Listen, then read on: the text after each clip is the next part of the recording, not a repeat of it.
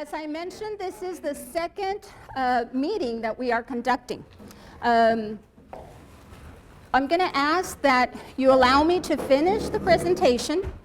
Hold your questions. We did put some paper and pens in the back for you to make notations, and please hold your questions so that we can finish the presentation. We want to make sure that we get to talk about all the points that we have here. And if you have questions at the end, we are going to open it up for questions, comments, suggestions, okay? So if you can do that favor for me, I'd appreciate it. The other thing I ask is that we be respectful of each other. This is a very passionate subject, and please understand, we may not all share the same views. We, the city, have to listen to everyone, all the voices. So if you can be respectful of other opinions that you may not be, that you may not share, we also appreciate that. I also want to include this part because I want to make sure that you know, we have the sufficient time to answer questions, but if you hear a question or a comment that has already been addressed, then please let others have an opportunity to have or make their point or their question on another topic. Sometimes we get stuck on one thing and then we don't get to talk about the rest of it. So if you hear your issue addressed, please give others the opportunity to talk about what they have in mind as well. Let me see. So at this time, I will introduce the panel. We're one short, but she will be here momentarily. But we have Dr. Marilyn Christensen, who is the Animal Services Shelter Operations. She actually is the veterinarian here at the shelter, and she oversees all of the operations here at the shelter.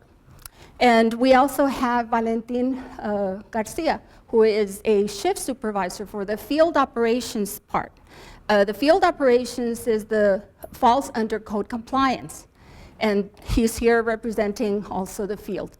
My name is Elda Rodriguez Hefner, and I am here representing also environmental services. I'm the code compliance manager. So because we're all kind of intertwined, that's why we're all here. We hope to have all the questions that you have. If we don't, then give us a chance to look them up. We are going to get back with everybody, but we ask you to be patient with us, okay? I do want to start by letting you all know that during our first meeting, we heard very loud and clear, okay? Two particular things that you're going to see in the presentation.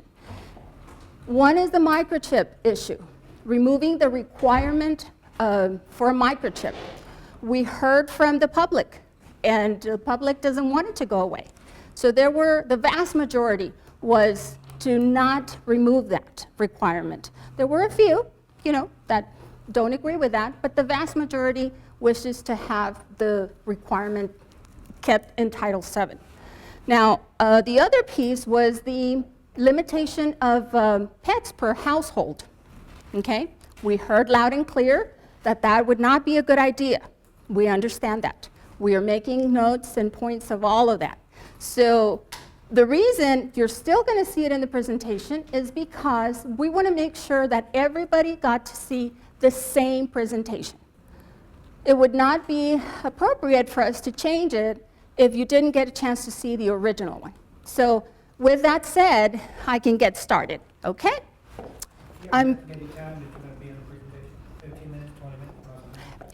It's about a 30-minute presentation, and after that we're going to open it for questions, so we'll have sufficient time.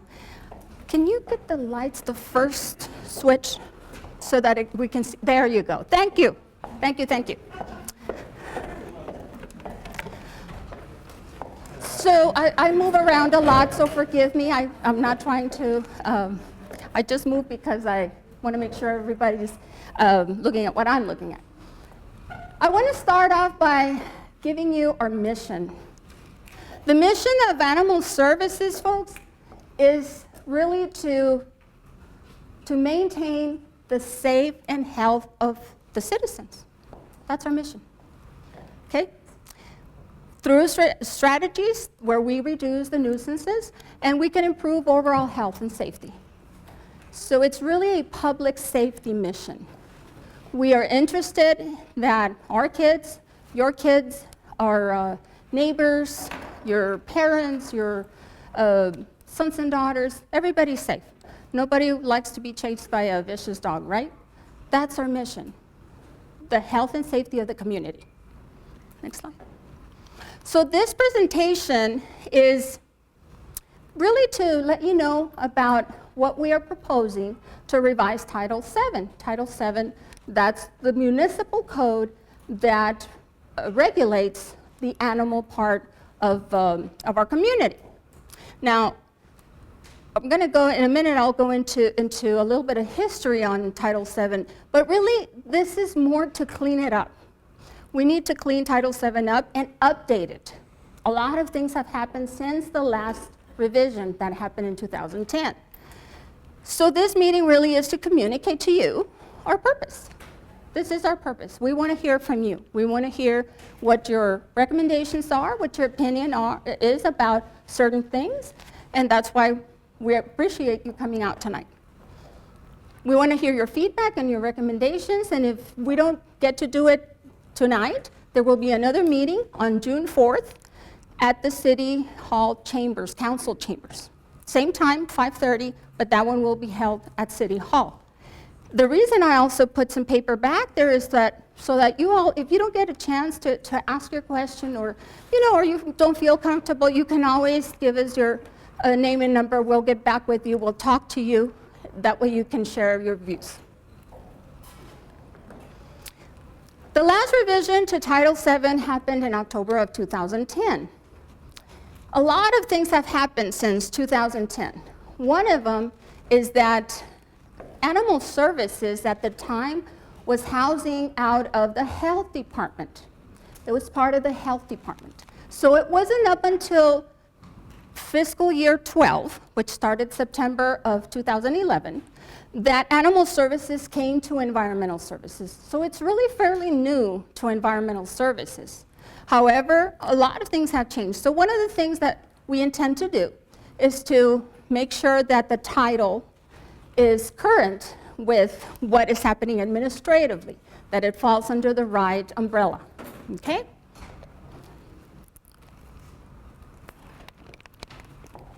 So here we get started with the nitty-gritty. One of the changes that we are trying that we are proposing, part of the revision we're proposing, is to change, this is really just terminology, folks, a registration to a license. And the reason is to keep it consistent within the code.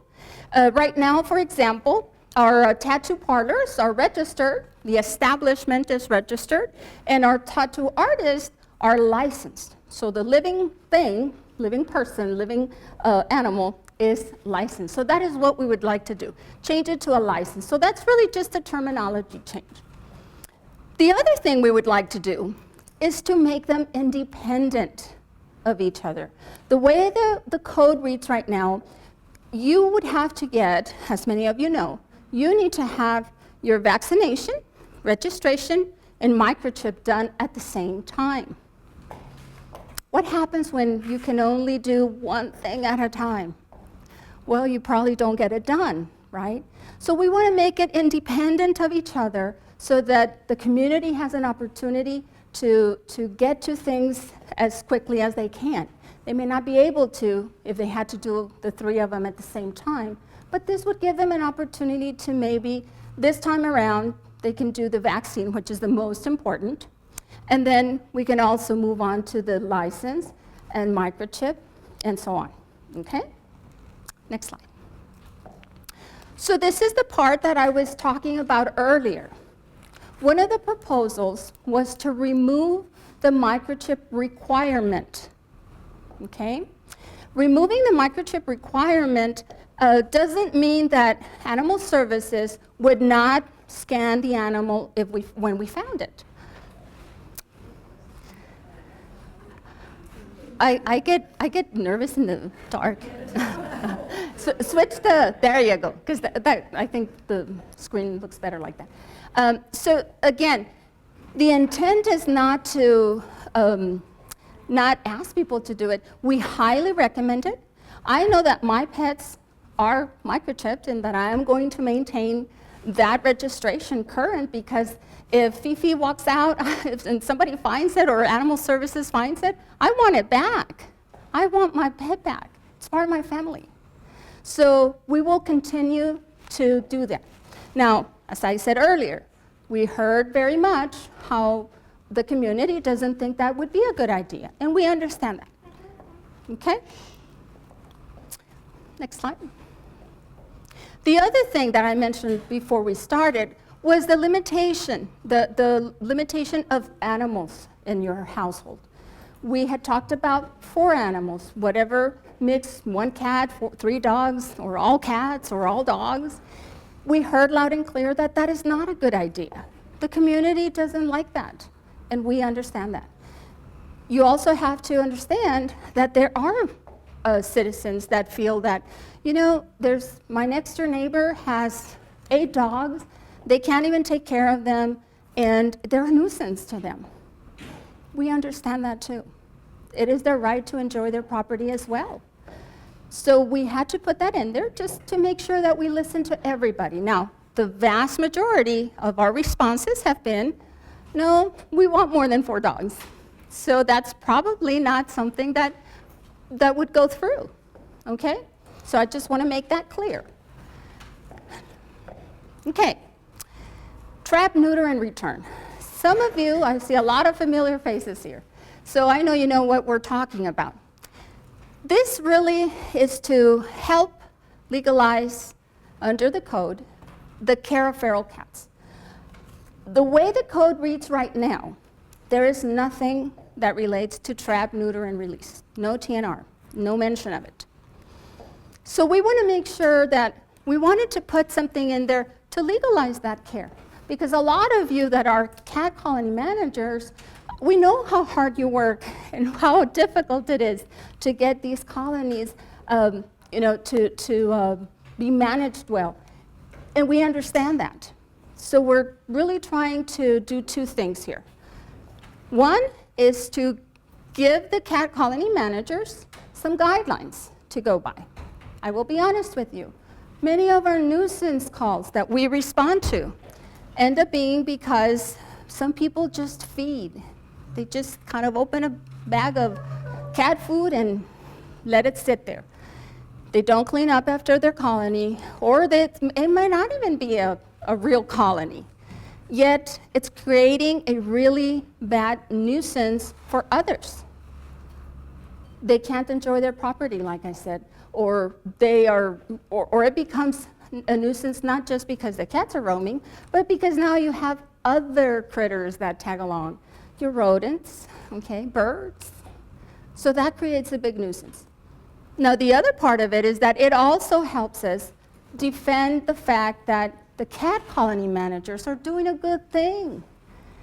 We are never going to see great results if we don't let them function the way they're supposed to. And that is that you all that are cat colony managers understand there is a process for this to work. And it does work. It's been proven in other places that it works. We're not going to see the results here in the next year or 2. We're going to see the results a little bit later, within the 5 to 6 year period, maybe sooner, okay? But the fact is that they're not going to be euthanized. They're going back into the area that they came from, okay? And if it's in the code, then it's legal to do it if you're following the rules. Oh, there he is. Another piece of the TNR that we would like to add is to hold the known feral cats, okay? How do we know they're feral? They've got their ear clipped, right? So we want to hold those feral cats for 1 day, just 1 day. Currently, we hold them for a minimum of 3 days. You know what that does to our space back here? We don't have enough room. And we know that these little creatures are going to go back anyway. they're going to go back. They're feral cats. And if they've been altered, they're going to go back. So we just want to hold them for 1 day instead of 3. Okay? We wanted to add a section in here that talked about the nuisances that some birds create. There is nothing in the code currently that prohibits the bird feeding. I don't know if you can appreciate in the pictures, it looks a lot better in the computer, but you see all this? That's all bird feces. It creates a nuisance. What if you had to live right next to that? That's a nuisance. I know you cannot see this one because I can't either, but in the computer, I need to get better pictures of this, but in the computer, there's a big dark spot right there. That's all birds. That's all birds. So then we start creating nuisances for others. Some people are allergic. Some people have asthma. Some people can't go outside to enjoy their property because their next door neighbor might be feeding birds. So we want this piece in the code to address that. Now, we're not talking about those single bird feeders. We're not talking about that, okay? You probably wouldn't get this mess with a single bird feeder, okay? This is those that just kind of throw out the food, and then you get all these pigeons primarily, okay?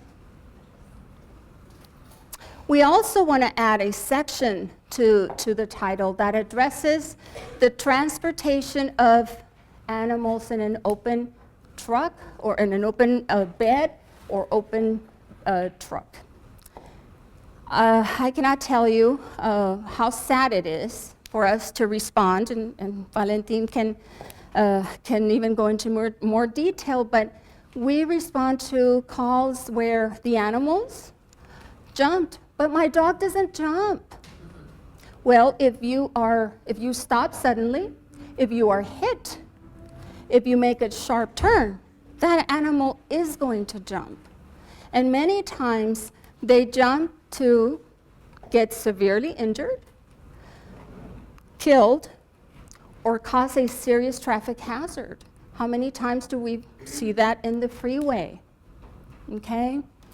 Many times we also see that they're hung because their owner thinks, well, it's on a leash, and I secured it on a leash. Well, guess what? It jumped, and it's hanging, and it's dead. So we wanted to add something there to have some authority over that.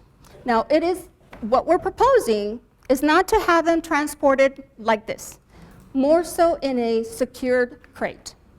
So if you have a crate that you can transport your animal, as long as the crate is secured, that would be okay, but not like this, where you are really just waiting for an accident to happen. Another part of Title VII that we wanted to revise a little bit, actually a lot, is the permit for our rescue partners. We want to make this process a lot simpler. So the way the title is right now, it is a little bit complicated. It's a little bit cumbersome. We understand that. So we wanted to make it a little bit easier and easier to follow also. So that's something that we added there. We deleted a lot of things. We really shortened it a lot. And that is what we're proposing. Another piece of the title that we'd like to add a part to is a definition. The definition and responsibilities of aggressive animals. My dog is not aggressive. You know, it's great with people, but maybe it's not so nice to other animals. And that is what we don't have currently in the title. The way the title reads, we do have responsibilities and requirements and a clear definition for dangerous dogs. Guess what? The dangerous dog part only applies if the attack is to a human. But what if Bruno gets out and kills Fifi. How many of those calls do we get? And we can't do anything about it because there's nothing in the title. So we want something in there to allow us the authority and the flexibility to address that kind of violation. Another piece that we wanted to put in there is the removal of the breeder's permit. One of the reasons, there's a couple, but one of them is that since 2010, when it was originally put in there, you know how many applications we've received? 0. We have not received an application. Now, I will tell you that there was a gentleman who gave me a call, and he said, well, Elda, the reason you're not getting any is because when we go to get the permit to the one-stop shop, they tell us there's no such thing. And I already clarified that, okay? There was maybe a miscommunication with the folks there, but it is a zoning requirement. So there is a breeder's permit, and it has to meet the zoning requirements. And you know, it's a list of things. You know, it's got to be at least 300 feet away from the property line. There's got to be adequate runs. It's got to be zoned farm and ranch. So it's got to meet, in order to get that breeder's permit, it's got to meet the zoning requirements, okay?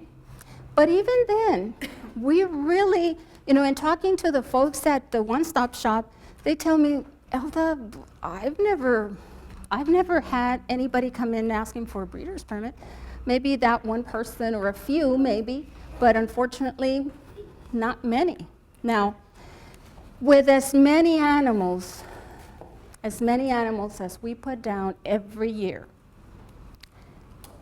we actually don't feel that we should be intentionally breeding more animals. If we really love animals, there's a bunch we can adopt. Now, this part of the presentation is not a Title VII piece. I want to make that clear, okay? There has nothing to do with Title VII, okay? But it is a very important piece that we want your input on, because we end up spending a lot of resources dealing with this kind of issues. Last fiscal year, we responded to over 6,000 calls of cat in a trap. A cat in a trap is basically a cat that has been trapped by someone who wants it gone. That's what it is. So we have been doing this activity for many years, probably. You can probably tell me better the time that we have been doing this. But the fact is that we really need to think about where we want to use our resources. Where can we best use our resources? A lot of the complaints that we receive, I will be honest with you, is about, you know, it takes forever for your guide to get out here. I understand that. We don't only cover the city of El Paso, we cover other adjacent municipalities. And we have generally, except on Wednesdays, because Wednesdays we have an overlapping shift, we actually have one officer per area. Now, if there is a priority 1 call of a child being attacked by an officer, I'm sorry. I just wanted to make sure you were awake. That a child is being attacked by a dog, do you think I'm going to have my officer respond to the cat in a trap first? Of course not. They're both priority 1s. They're both priority 1 calls. But of course it's not going to take priority. So we do prioritize the calls depending on the severity of the call. These, I'm going to tell you, they're not going to be at the top of the priority 1 calls. So yes, people are going to have to wait a little bit longer for us to come and pick up the cat that they trapped. So we have some options that we would like to share with you. One of the things that I want to share with you is that, and these are not exact numbers, but very close. We spend about $136,000 a year, $136,000 a year to respond to cats in a trap. When you start including the officer's time, the fuel, the equipment, the training, the tools, it adds up, okay? That's not counting the piece of the shelter where the animal is going to be here for at least 3 days. Remember how I talked about the feral cats? What we're hoping is to do 1 day only? Well, guess what? They have to be here 3 days. It adds up. That's a lot of money, okay? So we have a few options, and we want to hear your input on this as well, because we are bringing this to council when the time comes. This is one of the things that we would like to add as a policy, not anything to do with Title VII, but because it's about animals and it's directly related with the CAT program, the TNR program that we're trying to formalize in Title VII. One of the options would be to drop off your cat in a trap yourself. You can trap your cat. We have some traps that we offer here first thing in the morning. They go by very, very quickly, I will tell you that. But we really don't have enough. We don't have many, okay? A lot of people do purchase their own traps. If they really don't like cats and they see they have a problem, they're going to purchase their own traps. And so an option is for them to bring them in themselves. We are offering, or we would offer, a $30 VIP, a coupon basically, for them to adopt another type of animal. Maybe they don't like cats, but they love dogs. And that would be a life we save. In the previous meeting, we were told that that wasn't a good idea either, because then people would be trapping to come and get the $30 coupon. Of course, I don't know how many times you can get, you can start adopting, Surely, after a few, you probably don't want to trap anymore. Another option would be for customers to drop off the cat in a trap at the 4 CCS locations, the citizen collection stations that we have throughout town. There's one on the west side, one in northeast, one in central, and one on the east, and one on the west side. So that would be an option so that it's more conveniently located. You don't have to come all the way down here to the shelter. There were some questions about that one. Well, how long is the cat going to sit there? And during the very hot summer months, would you be able to take them immediately? So those are all questions that we would have to work out if that were to happen. But we wanted to hear from you because this is serious. We spend a lot of resources with stuff that, many times we're going to have to take that cat back to the area where it came from. Another option that we put up there was to call 311. Just like when you call 311 to, because there's a loose dog, or to pick up your animal because it passed, or whatever, there is a $55 impoundment fee. Okay?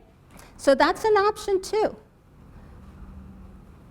So these are things that we discussed. This is the very same presentation that we had in the first meeting and the very same presentation we'll have in the last meeting. But we wanted everybody to hear the same thing. Again, we heard very clearly about the microchip. I'm sure we can open it up for discussion. And of course, the limit of pets per household. We also heard about this last piece of the cat in a trap, where people felt like, well, if people want to trap them, they can bring them, they can call and you can charge a fee. Because right now there is no fee. We just go and get them.